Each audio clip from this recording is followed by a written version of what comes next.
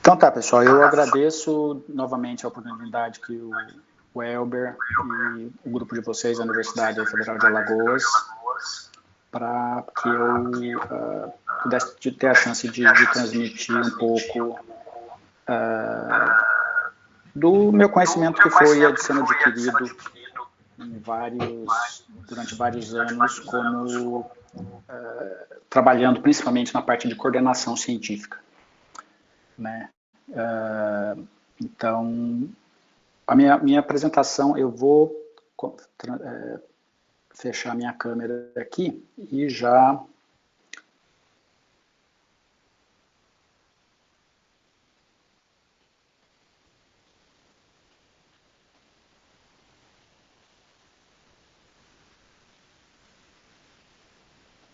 Pronto. Eu espero que... só para confirmar, Elber, tá vendo a minha apresentação? Sim, Nico. Tranquilo. Beleza. Então tá. Bom, para me introduzir de novo, eu sou Nico Caltabiano, eu estou trabalhando aqui no Instituto Max Planck de Meteorologia, em Hamburgo, na Alemanha. Eu sou gerente do projeto Laboratório Climapolis, que eu vou falar no final dessa apresentação. E mais uma vez, então, só para agradecer a oportunidade de falar para vocês aí, espero que seja proveitoso e que eu consiga, de repente, no final, responder algumas perguntas para vocês. Só um pouquinho sobre mim. Eu sou oceanólogo, eu me formei na Universidade de Rio Grande, na FURG, há um bom tempo atrás. Depois eu fui para o INPE, fiz um mestrado no INPE em sensoriamento remoto e fui para a Inglaterra, para o Centro de Oceanografia, onde eu fiz o meu doutorado. E depois do doutorado lá, eu voltei ao Brasil, trabalhei por 2 anos na Rede Clima, lá no INPE, com o Dr. Carlos Nobre. E depois voltei para a Inglaterra, onde eu fiquei trabalhando por um bom tempo no projeto CLIVAR, que eu vou falar um pouquinho também nessa apresentação. E hoje, então, eu estou trabalhando como gerente do projeto do Laboratório Climapolis aqui em Hamburgo. Ou seja, minha carreira acabou, depois do meu doutorado, minha carreira acabou sendo focada mais na parte de coordenação científica, trabalhando em projetos internacionais, ou no caso, quando eu estive aí no Brasil, trabalhando na coordenação da Rede Clima, do programa FAPESP, também de mudanças climáticas, mas na parte mais de gerenciamento desses projetos. E ao longo dessa minha carreira eu acabei adquirindo bastante conhecimento, principalmente sobre muitos dos programas internacionais do clima, que eu vou focar um pouquinho aqui.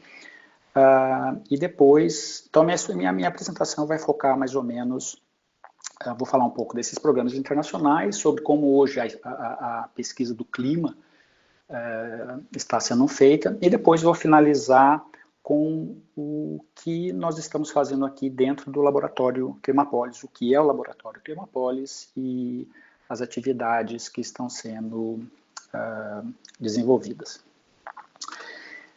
Então, ou seja, uma das primeiras coisas que eu tive que lidar na minha carreira foi entender a sopa de letras desses programas internacionais. Os acrônimos que existem, quem criou acrônimo não trabalha com acrônimo, porque é infinito isso. Então eu tive que me acostumar a entender quais eram os programas e como eles estavam ligados uns aos outros. Talvez o mais conhecido dentro da parte de clima, uma das instituições mais conhecidas seja talvez o IPCC. Todo mundo já ouviu falar do IPCC, sempre tem notícias de falar sobre clima, dos relatórios do IPCC. Então, o que é o IPCC? O IPCC é esse painel intergovernamental de mudanças climáticas, ou Intergovernmental Panel on Climate Change, que foi criado em 1988 pela Organização Mundial de Meteorologia e o PNUMA, ou seja, a WMO, World Meteorological Organization, e o Environmental Program da UN. Então, eles criaram esse organismo para lidar com todas as questões sobre mudanças climáticas, que naquela época estava começando a ser vista de uma maneira forte. Então, em 1990, durante a segunda Conferência Mundial sobre o Clima, os representantes que estavam naquela Conferência Mundial, juntamente com a Organização Mundial de Meteorologia e o PNUMA, pediram que se criasse um tratado sobre clima, porque faltava, sim, alguma coisa que colocasse toda a pesquisa de uma maneira centralizada. E aí, em 1992, né, foi adotado o texto da Convenção Quadro das Nações Unidas sobre as Mudanças Climáticas, que é a UNFCCC, né, UN Framework Convention on Climate Change, e entrou em força em 1994. Então, o UNFCCC se tornou essa convenção que é a responsável, dentro das Nações Unidas, por todo o foco na área de mudanças climáticas. E a UNFCCC é responsável pela Convention of Parties, que normalmente todo ano ocorre. A próxima vai ser em Glasgow, em novembro, seria em novembro, mas com toda a mudança por causa da pandemia, foi adiada já para o ano que vem. E é onde se tomam as decisões que os países têm em relação a emissões de gases de efeito estufa, e são a Convention of Parties é o órgão responsável por adotar os relatórios do IPCC. Uma coisa que se tem muito na cabeça das pessoas é que a pesquisa do IPCC é importante, a pesquisa sobre mudanças climáticas do IPCC é muito importante, porque o IPCC não faz pesquisa. O IPCC faz uma avaliação das pesquisas existentes. Ou seja, todo o relatório que o IPCC, a cada 7 anos, normalmente, eles escrevem, é baseado na avaliação de todas as pesquisas que são feitas dentro de um período de tempo. Da mesma maneira, no caso do IPCC sobre mudanças climáticas, existe uma contrapartida na parte de biodiversidade e serviços ecossistêmicos, que é formado pelo IPBES, né, que é o Intergovernmental Science Policy Platform on Biodiversity and Ecosystem Services. Ou seja, existe a contrapartida de mudanças climáticas e como as mudanças climáticas estão afetando, por exemplo, no caso, a biodiversidade e a perda de biodiversidade e o efeito em serviços ecossistêmicos. E a pesquisa, então, como eu estava falando, a ideia da pesquisa que o IPCC faz. Bom, a pesquisa principal que alimenta os relatórios do IPCC são feitos dentro do World Climate Research Program, o WCRP, que é um programa que foi criado pela Organização Mundial de Meteorologia, a Comissão Intergovernamental de Oceanografia, que é a IOC, e o International Science Council, que então criaram e são os sponsors, são os fundadores desse programa. Dentro desse programa, existem 4 projetos principais. CLIVAR, que foi onde eu trabalhei no Project Office por mais de 10 anos, que lida com o aspecto do papel dos oceanos no clima. O GWEX, que lida com o papel do ciclo hidrológico de geleiras em topo de montanha até a parte do ciclo hidrológico na terra, em rios. CLIC, que trabalha com a parte de criosfera e a influência no clima, e o SPARC, que trabalha com a parte de estratosfera e troposfera e todos os seus processos os papéis deles no clima. Então, a pesquisa que é feita por esses, ou a coordenação de pesquisa que é feita por esses programas, alimenta os relatórios do WCRP, que, por sua vez, vão alimentar os relatórios do IPCC. Junto com a pesquisa que é feita dentro do WCRP, existem as contrapartidas na parte de biodiversidade, na parte dos aspectos de dimensão humana e na parte de biosfera, que são esses outros programas listados, o IGBP, o Diversitas e o IHDP. Esses programas foram, de uma maneira, eles foram colocados de uma maneira conjunta e criaram o Future Earth, que eu imagino que muitos de vocês já tenham ouvido falar. Então, o Future Earth, juntamente com o WCRP, tem todo o aspecto do sistema climático terrestre de uma maneira concentrada para a área para pesquisa nesses aspectos. Um pouquinho do WCRP foi criado em 1980 e é responsável por vários aspectos de pesquisa na parte de modelagem climática. Talvez você já tenha ouvido falar do Cordex também, esse experimento de downscaling de modelos climáticos, pesquisas desde predição sazonal até subsazonal, e hoje está desenvolvendo um plano estratégico para o futuro da pesquisa climática. E o WCRP, deixa eu só voltar aqui, o WCRP é o responsável pelo CIMIP. O CIMIP são os modelos do IPCC, ou seja, o IPCC sempre leva a vantagem de ser o mais conhecido e acaba levando o nome de todas essas pesquisas. O CIMIP, que são os modelos globais de clima, toda essa pesquisa é liderada pelo WCRP e os resultados desses modelos são, então, publicados na literatura e aí, então, são avaliados para serem levados para o relatório do IPCC. Então, só um pouquinho de onde nós estamos hoje na pesquisa sobre clima, né?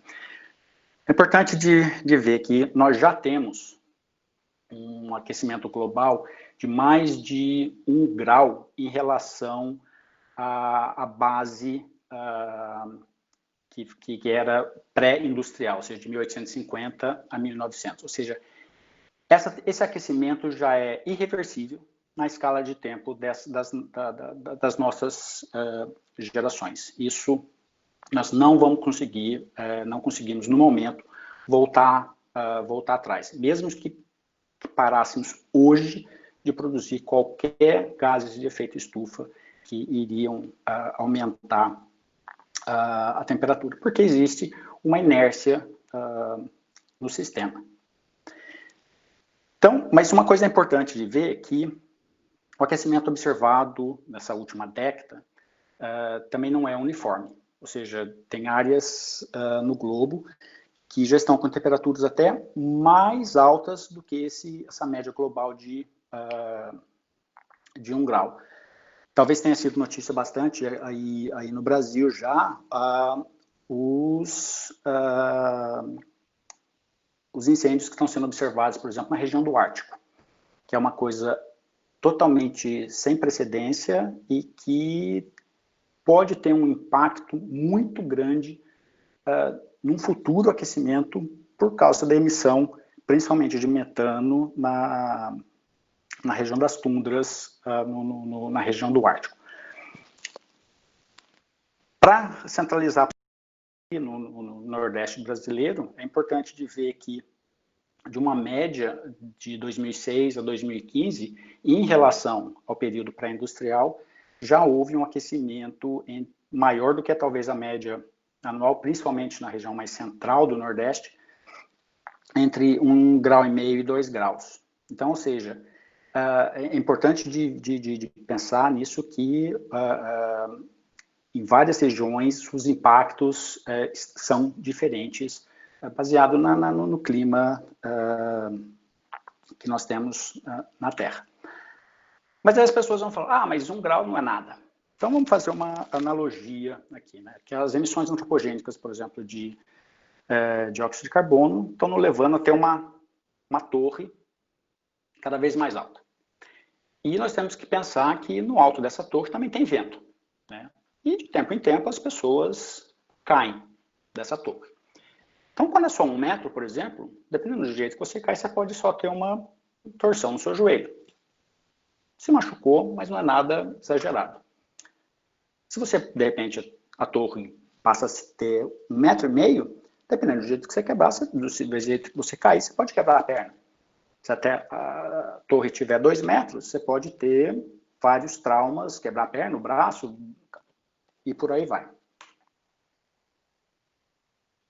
Se numa torre de 1,5 metro, 2 metros, um bebê cair, esse bebê pode morrer. Ou seja, para parte da população, o aumento da temperatura pode ter um impacto maior. Se acabarmos fazendo com que essa torre seja mais alta ainda, 3 metros podemos ter traumas irreversíveis, você terminar numa cadeira de rodas, 4 metros, de repente, as pessoas podem morrer. Mas aí temos esses tipping points. Num certo momento, a torre pode se tornar totalmente instável. Ou seja, você não consegue ir aumentando essa torre sem que ela comece a balançar de uma maneira em que, a hora que ela cai, cai todo mundo. E não tem como fazer. Mas existem contra-argumentos que você pode gerar nessa analogia. Nós podemos colocar uma barreira no topo da torre, nós podemos colocar colchões no chão, podemos proteger as crianças, ensinar as crianças a não chegarem perto da borda. Ou seja, tem ainda muito que se fazer e desenvolver para as proteções adequadas com esse aumento da torre, ou seja, esse aumento da temperatura. E esses limites também não são absolutos. Qualquer um pode falar, eu vou cair de 4 metros e não vou morrer. Sim, isso pode ser verdade. Mas existem aspectos em que muita gente que, de repente, já estão em condições mais desvantajosas, se cair até de 3 metros, pode morrer. Então, isso é muito relativo também sobre o valor da temperatura ou essa analogia da altura da torre. Mas uma coisa que é um fato, que a ciência nos diz que cada vez mais nós estamos aumentando os riscos para nós mesmos e para o meio ambiente. Ou seja, quanto antes parar, melhor. E é isso que nós temos que pensar. Não é o fato de que, mas e se... Não. Nós temos que ter a consciência de que as coisas, que esse aumento da temperatura está acontecendo, os impactos estão ocorrendo, podem ocorrer de uma maneira mais rápida, ou seja, nós temos que tentar diminuir o quanto antes esse aquecimento de uma maneira que não seja totalmente irreversível, com impacto que seja muito, muito grande para certas populações. Uma outra analogia é que, por exemplo, em relação à temperatura corporal de uma pessoa, se você, com uma temperatura de 0,5 grau em crianças, corre um risco muito grande, mas um aumento de temperatura de 1 grau, crianças jovens ainda correm um risco de que você tenha que procurar um médico, e se aquilo ali persistir, a criança pode chegar até a falecer se passar por muito tempo com uma febre alta. E no caso, para adultos, se tiver com uma temperatura de 3 graus e meio acima, isso pode se tornar irreversível. Ou seja, nós temos que entender que o conceito de vulnerabilidade, ou seja, de uma pessoa idosa, de uma criança, de pessoas com um certo condicionamento físico, ou a falta de, pode levar a consequências exageradas. Mas também nós temos que pensar que nós temos que nos preocupar com o bem-estar de outras pessoas, nossos filhos, parentes, amigos, ou seja, de uma maneira que a nossa atuação como pessoa nesse ambiente de aquecimento global também é muito importante. Então, qual a diferença do que se fala muito sobre o planeta com 1,5 grau de aquecimento versus 2 graus, ou seja, só meio grau de diferença? Em termos de precipitação, por exemplo, é fácil de ver que em certas regiões vai ter um aumento de precipitação. Pode ver, por exemplo, na região da África, vai haver os modelos prevêem que haja um aumento de temperatura se o aquecimento for de 1,5 grau. Pode diminuir um pouco, mas se chegar a 2 graus. Ou seja, o aumento da temperatura pode não ser um problema. Em alguns locais, como na África, pode até ser bom. Mas o problema é que os eventos extremos vão também estar acontecendo. Ou seja, nós podemos ter muita chuva em pouco tempo e com maior frequência. Ou seja, solo saturado com muita chuva, então deslizamento de terra, os alagamentos locais podem ser bastante problemáticos, com perda de vida, com perda de casas e por aí vai. Então, o efeito dos eventos extremos é uma coisa que nós temos que pensar em como lidar com isso também. No caso de temperatura, isso vai ser também bastante visível, principalmente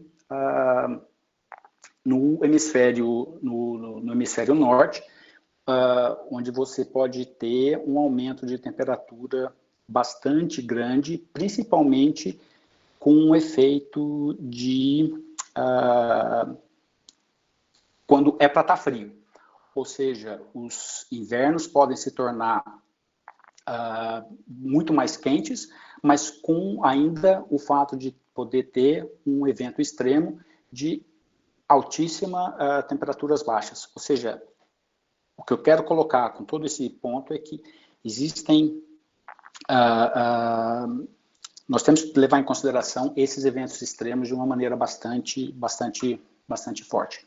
E os impactos e riscos, desculpa pelo erro ali nos riscos, os impactos e riscos para certos sistemas naturais e humanos. Ou seja, o que esse gráfico mostra é que com o aumento da temperatura, o impacto vai ser maior, ou vai ser diferente, dependendo dos ecossistemas, mas vai aumentar rapidamente com o aumento da temperatura. Ou seja, quanto mais próximo de vermelho, roxo, maior vai ser o impacto para esses sistemas. Então, nós temos, por exemplo, na região tropical, por exemplo, de uma maneira global, para pescadores vai haver um impacto na pesca, porque os peixes podem começar a migrar, porque aquilo ali já está muito quente para eles, aquela região. Pode haver um aumento muito grande também de alagamento costeiro, alagamento de rios devido à precipitação e ao impacto até de elevação do nível do mar. E isso tem um impacto em mortalidade e até em turismo, principalmente em regiões costeiras. E, como eu comentei sobre a elevação do nível do mar, as últimas estimativas realmente mostram que o nível do mar, de uma maneira global, está aumentando. Tem uma tendência nas últimas 2 ou 3 décadas de que, numa média, o nível do mar está aumentando por volta de 3 milímetros por ano. Porém, é importante de salientar que o oceano não é uma banheira. Ou seja, você joga água lá dentro, ele aumenta de uma maneira igual. Não. Por questões de geologia local, de ventos, de meteorologia local, a elevação do nível do mar em diferentes regiões também é diferente, inclusive da média global. Mas por que isso é importante? Se pensarmos que nesse gráfico na região da esquerda aqui, o que nós temos hoje, o nível do mar, e que pode subir. Ou seja, essas outras linhas que nós temos aqui mostram que o nível do mar, você pode ter eventos uma vez por mês em que o nível do mar atinge esse nível, uma vez por ano, um pouco mais, e por aí vai. E nós temos também o que é chamado desses HCE, esses Historically Centennial Events, é onde uma vez por ano, uma vez a cada 100 anos, o nível do mar pode atingir, ou seja, são eventos altamente extremos. Porém, com o aumento médio do nível do mar, o que pode acontecer é que aquela mesma nível da costa, que poderia ser atingido por um evento de aumento, uma vez a cada 100 anos, esse evento pode se tornar um evento anual. Ou seja, o impacto dessa mudança do nível médio do mar pode gerar eventos altamente agravantes com uma frequência muito maior. Ou seja, principalmente em regiões costeiras, isso vai ter uma influência muito grande. E o que se faz? Nesse caso, nós temos que adaptar. E aí existem vários tipos de adaptação. Se não fizermos nada, vai alagar. Nós podemos avançar a costa, construir as casas em cima. Isso é uma coisa que em muitos lugares no Japão se faz. Mas nós podemos também ter proteção. Na Holanda é um caso exemplo de construir barreiras em frente às casas para que o nível não chegue lá. Em muitos locais não é possível construir essa proteção, ou seja, nós temos que realmente tirar as casas, cidades. Eu sei que, por exemplo, em várias regiões do Nordeste, em vários locais, já estão pensando em se mover cidades ou vilas inteiras, porque o nível do mar está de uma maneira em que colocando em risco as propriedades na região. Ou seja, se tem que tirar a casa e jogar para cima mais para dentro da costa. Uma outra maneira também se acomodar, se fazer uma adaptação em que você eleva a casa. Em relação, por exemplo, à construção de casas que sejam baseadas em tipo palafitas. Uma maneira que está pensando cada vez mais é fazer adaptação baseada em ecossistemas naturais.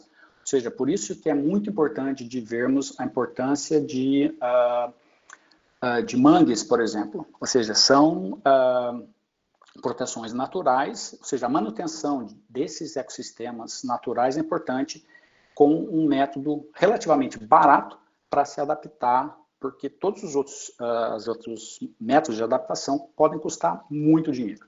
Então, isso é uma coisa que está se pensando muito em termos globais, em de se trabalhar com processos de adaptação às mudanças climáticas, usando sistemas ou baseado em ecossistemas naturais. Tendo visto tudo isso, como que isso tem um impacto em centros urbanos? Isso é, então, um dos aspectos principais dentro do laboratório Climapolis, que é o projeto que eu estou gerenciando aqui.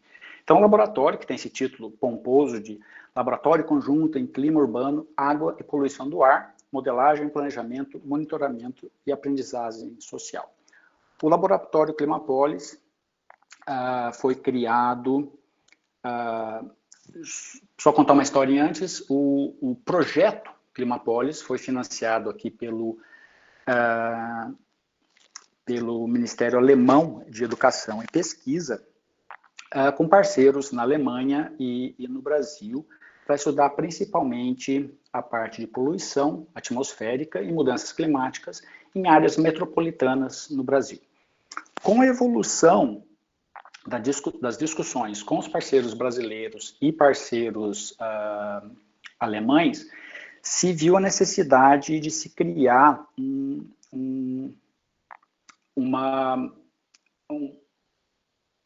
algo de longo prazo, né, uma colaboração de longo prazo, para que essa parceria pudesse identificar novos parceiros, identificar novas áreas de pesquisa. Então, se criou esse laboratório Climapolis através de um acordo firmado entre o Instituto de Astronomia, Geofísica e Ciências Atmosféricas, o IAG, da Universidade, e o Instituto Max Planck, de Meteorologia, aqui em Hamburgo. Então, o laboratório Climapolis está desenvolvendo um programa de pesquisa transdisciplinar, ou seja, é importante de salientar isso, que não só envolve cientistas naturais, mas cientistas naturais, cientistas sociais, pesquisadores na parte de engenharia, planejamento urbano, arquitetos, para que se consiga trabalhar com todos os grupos envolvidos, para que se trabalhe mais, para que se tente desenvolver mais cidades resilientes aí no Brasil. O foco é em áreas metropolitanas aí no Brasil. E o laboratório tem um foco, então, especial na relação entre clima, poluição da água e do ar, sociedade, e vai trabalhar com as autoridades municipais e outros atores urbanos abordagens para esse desenvolvimento de cidades sustentáveis e melhores estruturas de governança. Ou seja, é trazer a pesquisa que está dentro da academia, dentro dos institutos de pesquisa e universidades, para se tornar política pública de uma maneira que as cidades sejam mais resilientes. Quais são as linhas de pesquisa, então, do laboratório Climapolis? São focadas essas três linhas principais, né? A pesquisa para melhorar o entendimento de impactos climáticos em áreas urbanas, a pesquisa para avançar o entendimento dos impactos ambientais na sociedade e pesquisa para melhorar o design urbano e o engajamento dos atores sociais. E em dentro dessas linhas de pesquisa existem subtemas que vão ser desenvolvidos, ou seja, a parte de impacto, adaptação, vulnerabilidade, clima urbano, a parte de eventos extremos, como eu falei, é bastante importante.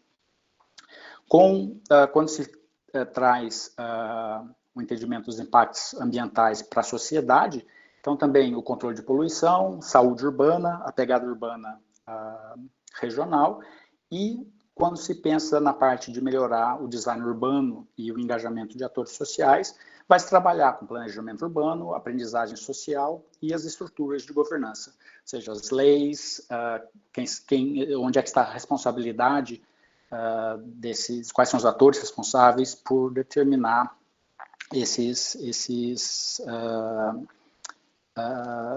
de uma maneira de ver a parte de impactos e adaptações. Quais são as metodologias de pesquisa que vão ser usadas? Então, vão ser desenvolvidos projetos em que ciência cidadã é um ponto focal, análise sobre governança, a modelagem climática de qualidade do ar, hidrológica e downscaling, ou seja, modelagem climática regional, isso vai ser um foco muito importante. Monitoramento e atribuição de fontes de emissões, principalmente para qualidade do ar em cidades. Laboratório de pesquisação, né, com interação circular entre os agentes, design experimental, a parte de codesenho, coprodução, codesenvolvimento de pesquisa, ou seja, não é simplesmente a academia trazendo conhecimento para políticas públicas, mas entendendo como os atores das cidades podem interagir e gerar esse conhecimento de volta para a academia. E avaliação de estudos com protótipos. Qual a estrutura do laboratório Climapolis? Como eu disse, então, foi fundado pelo IAG da USP, pelo Instituto Max Planck. O laboratório tem uma estrutura organizacional onde temos 2 co-diretores, um do Brasil, um da Alemanha, um comitê gestor, que além dos 2 co-diretores tem 6 outros membros, e aí os parceiros do laboratório e o escritório central comigo aqui em Hamburgo. E com alguns parceiros científicos que foram identificados ao longo das discussões com todos os parceiros.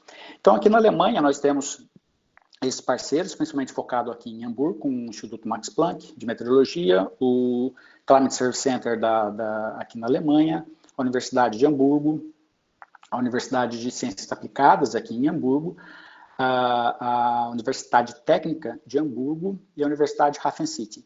E, em Colônia, nós temos o Instituto Rhenish de Pesquisas Ambientais, que é um grupo trabalhando com qualidade do ar lá. E aqui, os parceiros no Brasil, em cores diferentes. Em branco, nós temos os parceiros originais, quando o projeto foi aprovado, em 2017.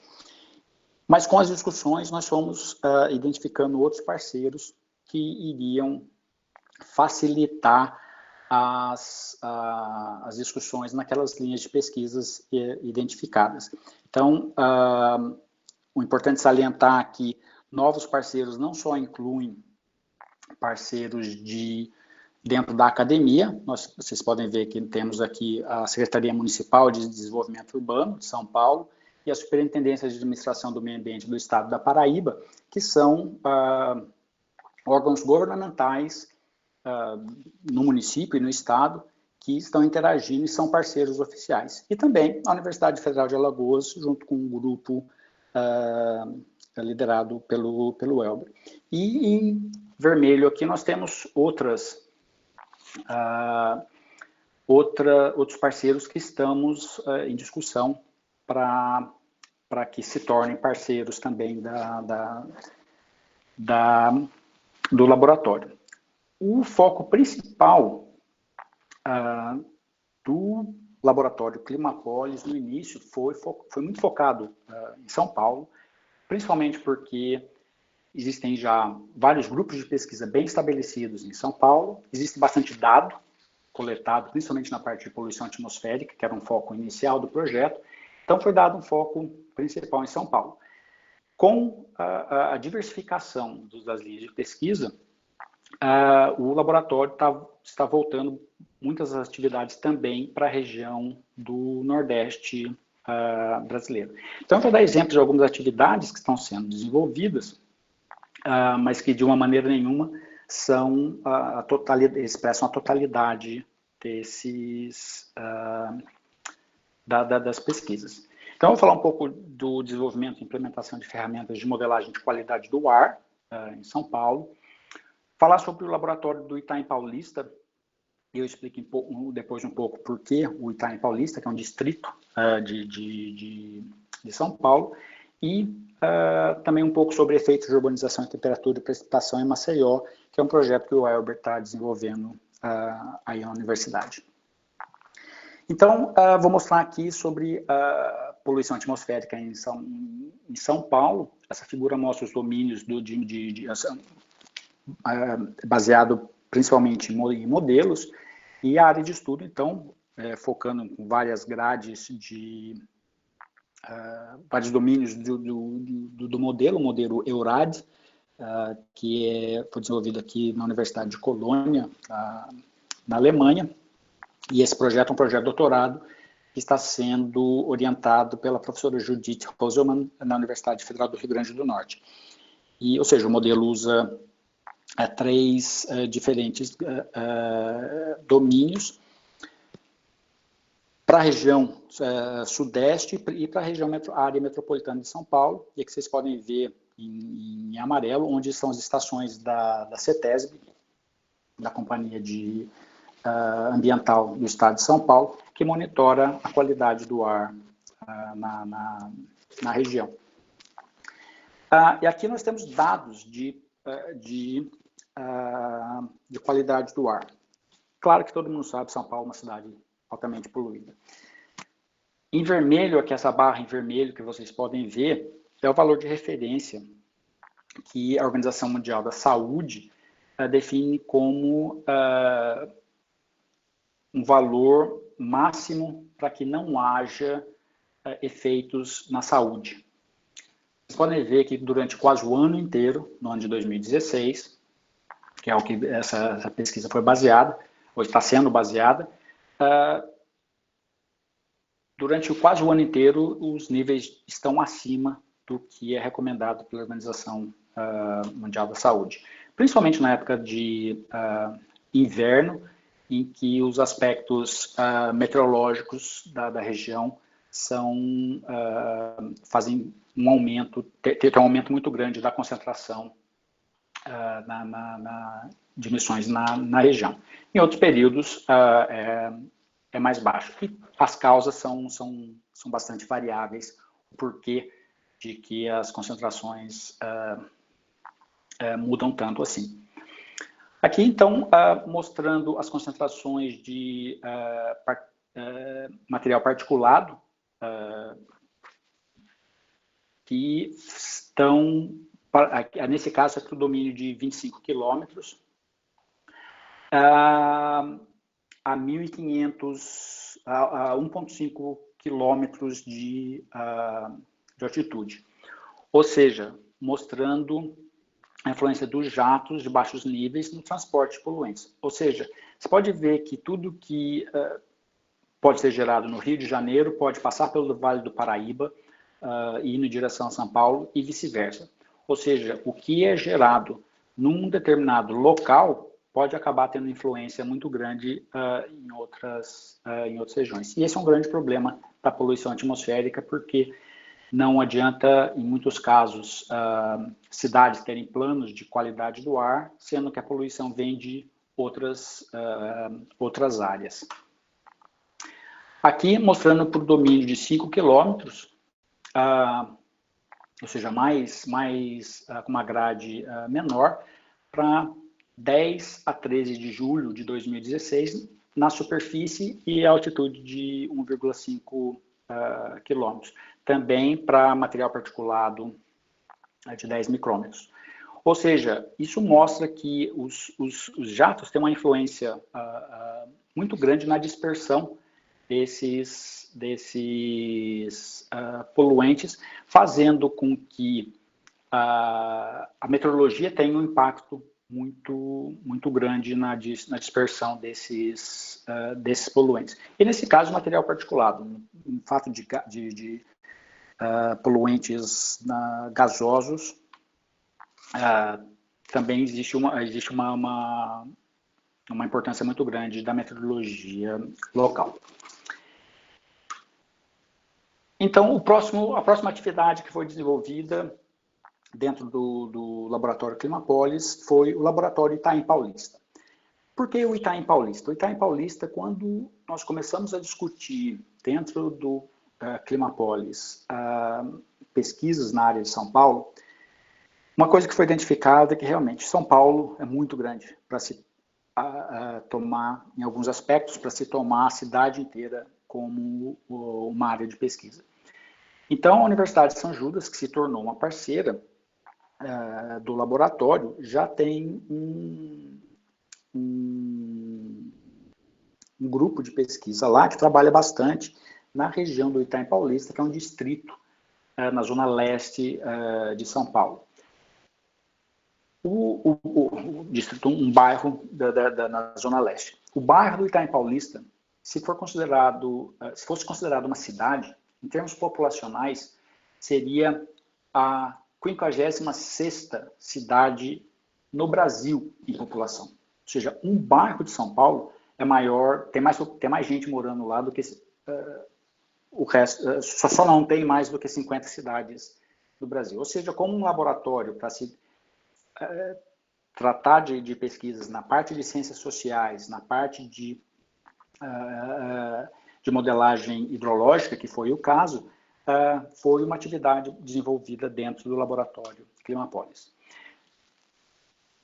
Essa região sofre muito com enchentes, tem 6 subbacias afluentes do rio Tietê, com grandes problemas, como eu disse, de enchentes e alagamentos, mas que existem um aspecto muito importante a ser definido, que não só o fato da região ter se desenvolvido ao longo de vários córregos que existem ali, mas também pelo fato de se haver um problema muito grande de despejo de lixo, que acaba fazendo com que os alagamentos, não só pela influência de chuvas, mas também pelo fato de que o lixo que é jogado na região ali de uma maneira ilegal acaba influenciando também os alagamentos.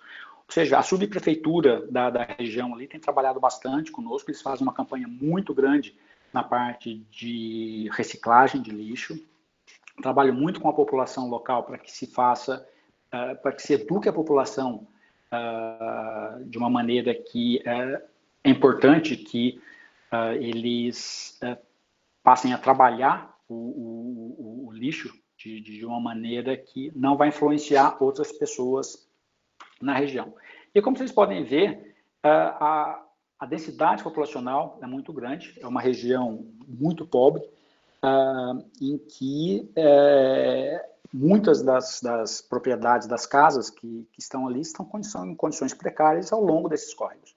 Então, um dos aspectos que estamos trabalhando, principalmente com a Universidade Técnica aqui de Hamburgo, é na parte de modelagem hidrológica para que a região, a subprefeitura local e a Secretaria Municipal de Desenvolvimento Urbano da cidade de São Paulo possa trabalhar na parte de planejamento futuro para novas ruas, para corredores de ônibus, como fazer para melhorar a qualidade de vida dessa população local ali. Então, esse é um projeto específico e as metodologias que forem desenvolvidas podem ser levadas para outras áreas outras cidades do Brasil também. Então, como podem ver, o rio que passa, o córrego que passa por ali, as casas morando muito, são bem próximas, e qualquer alagamento tem um efeito muito grande, com não só a perda da propriedade, como em muitos casos um impacto muito grande na saúde local. Um terceiro ponto, então, que eu vou comentar é o projeto que o Elber está desenvolvendo aí com o efeito da urbanização em ilhas de calor e precipitação em Maceió. Então, agradeço o Elber pelas figuras. Essa figura mostra, então, os domínios que vão ser utilizados nesse estudo de modelagem que o Elber está rodando com o WRF, o Weather Research and Forecasting Model, com vários desses domínios com as resoluções entre 9 quilômetros até aproximadamente 300 metros. Então, vocês podem ver que esses domínios vou até voltar aqui, os domínios com as diferentes grades. Essa animação toca isso. Vai focando e vocês podem ver, então, nessa mancha vermelha, em que o que foi colocado é qual seria o impacto de um aumento da malha urbana na região de Maceió, o que isso levaria, qual seria o impacto em ilhas de calor e precipitação. Qualquer pergunta, depois que vocês estiverem nisso, o Elber vai responder, porque ele sabe todos os detalhes. Mas o que temos aí na figura à esquerda é a malha urbana atual de Maceió, e à direita, como poderia vir a ser a malha urbana daqui a algum tempo aí em Maceió. É importante notar que não existe esse planejamento de como a malha urbana cresceria, e por isso que é importante uma pesquisa como essa, para que possa mostrar do governo local qual seria o impacto e qual seria a melhor maneira de se permitir o crescimento da cidade. Então, nesse caso de ilhas de calor, os exemplos das rodadas do modelo que o Elber fez, à esquerda nós temos a rodada controle, que usa dados do satélite MODIS para uso da Terra, e a intensidade do efeito de ilha de calor na região.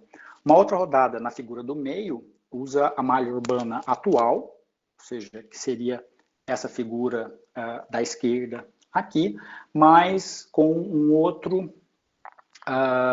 outra base de dados para uso da terra, que seria o Urban Canopy Model, se eu não estou errado, Elber, mas depois já me corrige, que mostra como o efeito do uso da terra, da entrada da base de dados de uso da terra, tem um efeito também já na intensidade do efeito de ilhas de calor.